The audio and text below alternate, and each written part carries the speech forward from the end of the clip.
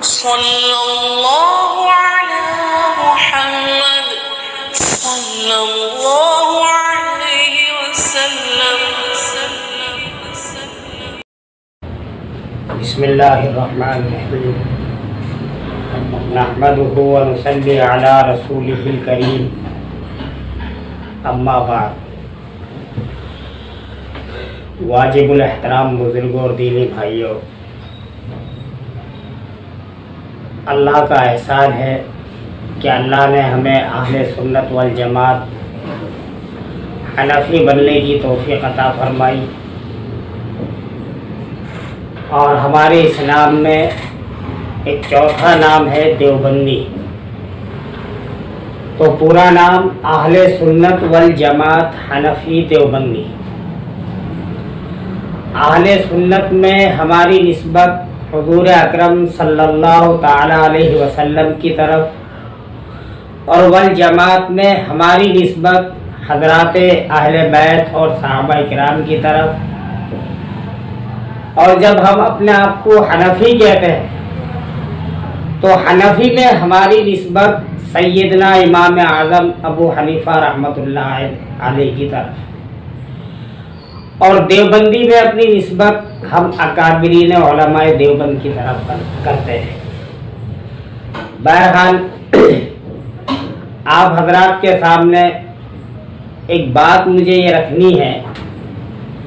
اکثر و بیشتر کئی دوستوں میں بیٹھے اس طرح کی باتیں ہو جاتی ہیں، بحث مباحثہ بھی ہو جاتا.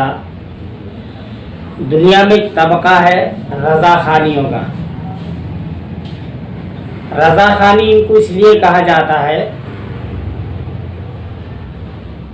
کہ ایک صاحب آج سے تقریباً 150 سال پہلے ہمارے ملک میں پیدا ہوئے، جن کو دنیا مولوی احمد رضا خان بریلوی کے نام سے جانتی ہے. تو یہ رضا خانی انہی کے ماننے والے لوگ ہیں، اور انہی کی نسبت سے ان کو رضا خانی کہا جاتا ہے. بعض لوگ ان کو بریلویت کے نام سے بھی جانتے ہیں. اس کی وجہ یہ ہے کہ مولوی احمد رضا خان بریلی کے ہی رہنے والے ہیں. بریلی ایک شہر ہے اتر پردیش کا. تو بعض لوگ ان کو بریلوی کہتے ہیں، بعض لوگ ان کو رضا خانی کہتے ہیں. اور آپ یقین کریں کہ دنیا کا سب سے جھوٹا طبقہ یہ ہے. انہوں نے ایسے ایسے الزامات اکابرین علماء دیوبند پہ اور ان کے ماننے والے دیوبندی حضرات پہ لگائے. بہت عجیب و غریب، بہت عجیب و غریب. بہرحال زیادہ تر جس بات کو لے کے یہ شور شرابہ کرتے ہیں یا ایک بحث مباحثے کا موضوع بنتا، وہ یہ بنتا ہے کہ دیوبندی حضرات فاتحہ اور درود شریف کے مخالف ہیں یا منکر ہیں. اب یہ بات کسی کو سمجھ میں آنے والی نہیں، لیکن پھر بھی ہمارے بہت سے لوگ پریشان ہو جاتے کہ بھائی ہم فاتحہ بھی پڑھتے ہیں، درود بھی پڑھتے ہیں، اس کے باوجود ہمیں یہ کہا جاتا ہے کہ ہم فاتحہ کے مخالف، درود کے مخالف، اور جو سچی بات ہے اس کو وہ کہتے نہیں. اصل جو جھگڑا ہے اس کو وہ بتاتے نہیں. اور بتاتے اسی لیے نہیں ہے، ان کی مجبوری ہے. کیونکہ اگر اصل جھگڑا وہ بتائیں گے تو اس پر کوئی یقین کرے گا نہیں، کوئی مانے گا نہیں ان کی بات کو. تو انہوں نے ایک شور مچانا شروع کر دیا کہ یہ جتنے دیوبندی حضرات ہیں یہ سب فاتحہ کے اور درود کے مخالف ہیں. اس کی ایک مثال سمجھو ابھی موجودہ دور کے اندر، یعنی ہمارے ملک میں جو حکومت ہے، آپ حکومت کی کسی بھی پالیسی کی مخالفت کرو یا وزیر اعظم کی مخالفت کرو، ایک طبقہ کام کر رہا جنہیں عام طور سے ان بھکت کے نام سے جانا جاتا، وہ شور مچاتے کہ جی یہ ملک کی مخالفت کریے. حالانکہ سچی بات یہ ہے کہ ملک کی مخالفت نہیں کری ہے، حکومت کی غلط پالیسی کی مخالفت کری ہے یا وزیر اعظم کے کسی غلط فیصلے کی مخالفت کری، اور اس کا حق ہے. لیکن ایک شور مچایا جاتا ہے. بس یہی کام یہ طبقہ رضا خانیوں کا کرتا ہے. دیوبندیوں کے ساتھ۔ اصل بات یہ ہے کہ جو انہوں نے طریقہ اپنے پاس سے بنایا درود پڑھنے کا، فاتحہ پڑھنے کا، اور جو وقت انہوں نے طے کیا اس طریقے کی اور اس وقت کی مخالفت ہے۔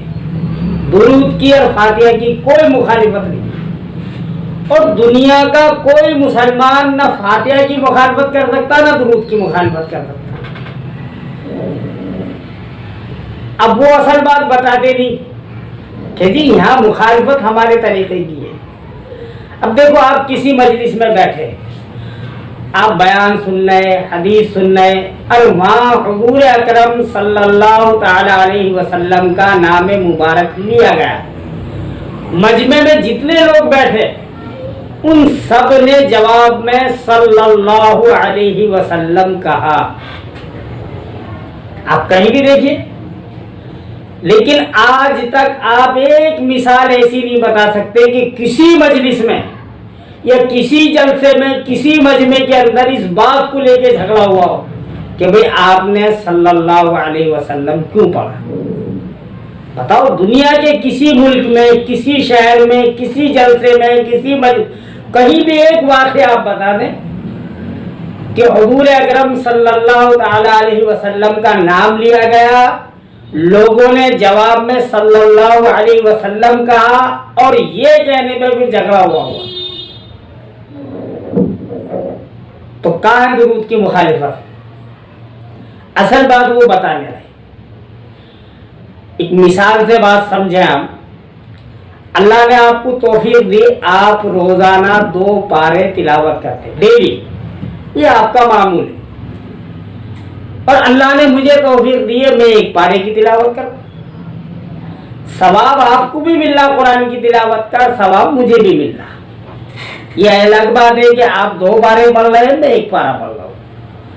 اگر کوئی بندہ آدھا پارا پڑھے اس کو بھی ثواب ملے گا، لیکن جو 2 پارے پڑھنے والا اگر وہ یہ کہہ دے کہ نہیں جی 1 پارا تلاوت کرنا تو کہیں بھی ثابت نہیں ہے، تلاوت تو 2 پاروں کی ہونی چاہیے، تو یہ جو اصول اور قانون ہے یہ خود بنا رہا، شریعت کے اندر ایسا کچھ بھی نہیں۔ آپ 5 پارے پڑھو، پورا قرآن پڑھو، 2 پڑھو، 1 پڑھو، آدھا پڑھو، جتنی اللہ آپ کو توفیق دے ہمت آپ پڑھو، لیکن آپ کوئی اصول طے نہیں کر سکتے کہ اتنا ہی پڑھنا ہے تو ثواب ملے گا ورنہ نہیں۔ اب وہ شخص باہر نکل کے یہ تو کہنا کہ جی میں نے جو اصول بنایا اس کی یہ مخالفت کر رہا، بلکہ وہ سیدھا سیدھا یہ کہہ دے کہ قرآن پڑھنے کی مخالفت کر رہا، تو یہ بات تو غلط ہے نا۔ پھر تو ان لوگوں کو سچ کہنا چاہیے کہ نہ یہ درود کے مخالف ہے نہ فاتحہ کے، ہاں جو طریقہ ہم لوگوں نے ایجاد کرا اس کی یہ مخالفت کرتے ہیں، جو وقت ہم نے طے کرا اس کی یہ مخالفت کرتے ہیں۔ اسی پہ ایک واقعہ سن لیں آپ۔ ہمارے پڑوسی ملک پاکستان میں ایک بہت بڑے عالم دین گزرے، حضرت مولانا محمد امین صفدر کالوی رحمۃ اللہ علیہ۔ یہ بہت بڑے مناظر تھے، اور تقریباً تمام باطلوں کے خلاف اور تمام مذاہب کے خلاف انہوں نے مناظرے، ہندوؤں کے خلاف، عیسائیوں کے خلاف، شیعوں کے خلاف، اور جتنے بھی فرقہ باطلہ ہیں سب کے خلاف انہوں نے تقریباً مناظرے کرے، اور الحمدللہ اللہ علیہ نے ہر مناظرے میں فتح بھی عطا کی ہے۔ مولانا پرائمری اسکول کے ٹیچر تھے، ماسٹر۔ ان کا جو ہیڈ ماسٹر تھا وہ بریلوی تھا، یعنی رضا خانی، تو اس سے ملنے کے لیے کوئی بریلوی عالم آیا ایک دن ان کے اسکول میں۔ اس بریلوی عالم نے جب مولانا امین صاحب کو وہاں دیکھا اسکول کے اندر، تو اس کا تو چہرہ پھک پڑ گیا، اور ایسا ہو گیا چہرہ جیسے لقوا مار گیا۔ بس اس نے پوچھا ہیڈ ماسٹر صاحب یہ آپ کے اسکول میں پڑھا تھا؟ تو ہیڈ ماسٹر صاحب نے کہا ہاں بھائی یہ تو امین صاحب ہیں اور ہمارے اسکول کے ٹیچر ہیں۔ کہا یہ تو سننی نہیں ہے۔ تو ہیڈ ماسٹر صاحب نے مولانا کو بلایا اور مولانا سے پوچھا کہ مولانا یہ ہمارے مولانا آئے ہیں اور یہ فرما رہے کہ آپ سننی نہیں ہے. مولانا نے ہنس کے کہا کہ ہاں بھائی میں سننی نہیں ہوں. کہا اب تک تو آپ یہ کہتا ہے کہ آپ سننی ہے. کہا اس کے حساب سے میں سننی نہیں ہوں کیونکہ یہ جانتا ہی نہیں ہے نا سننی کا مطلب, اور سنت کی تعریف اس کو نہیں آتی. آپ اس سے لکھوا دیں.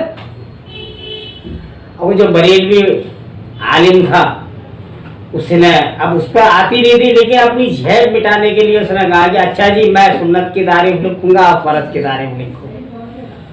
تو مولانا کو آتی تھی. مولانا نے ماشاءاللہ وہ جلدی سے کاغذ میں لکھی اور وہ لکھ کے ہیڈ ماسٹر صاحب کی جیب میں پرچہ ڈال دیا اور کہا کہ ماسٹر صاحب اس کو نہ دکھانا, اپنے کسی بڑے عالم کو دکھانا اور پوچھ لے رہا ہے کہ فرض کی یہ تعریف صحیح ہے یا غلط. اب اس کو بولو کہ یہ سنت کی تعریف لکھی ہے.